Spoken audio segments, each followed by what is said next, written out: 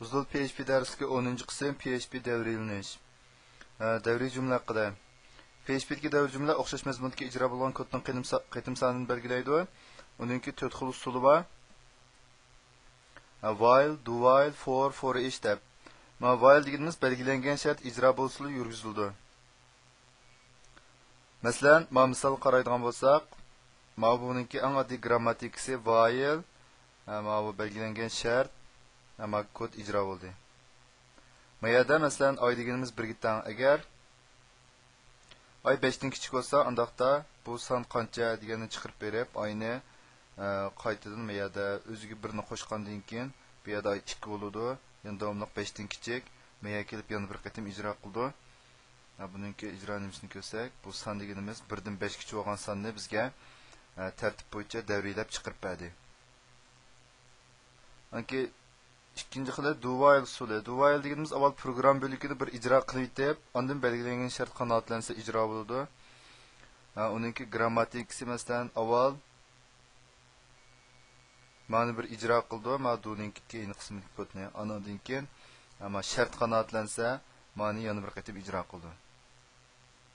Masalan, mayada oyning qiymatini 0 deb berdik, unda olgandan keyin avval ma'ni bir ijro qildi, yana oyga 1 degan qiymatni berdi, andan keyin buningdimi 5 dan kichik sonlarni buna ko'rsatib berdi. Oldidagi while qaraganda buningki o'xshamaydi ijro bo'lish holati. Keyin mayada biz hozir ishqa amalga oshirgan iqtidor o'xshash programmining. Uchinchisi for. İcra bo'lgan kodning qitim sonini belgilash ishlatildi.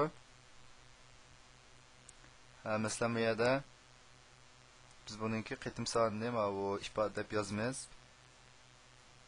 Bu yerda dastlabki qiymati oyninki sharti, onunki buningki bu o'ziga o'zini birini qo'shib ma'amda yoki tuvallab ma'amda har bir qitim davrilangandiki qiymatning o'zgarish holati.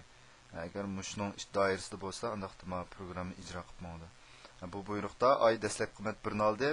Shu oyning qiymati 5 dan kichiklan bo'lsa, oy o'ziga 1 ni qo'shib ma'noda har bir qatim davriyalanganda ham ma'ni chiqardi. Buningki unumi biz oldida ko'rgan program bilan o'xshash, ya'ni hello world degan so'zni 5 qatim davriylab, takrorlab chiqarib berdi. For each sonlar gruppasidagi har bir element orqali davriylandi. Masalan, uni grammatikasi qaraydigan bo'lsak, for each sonlar gruppasiningki qiymati. Undaqda kodni ijro qilgan.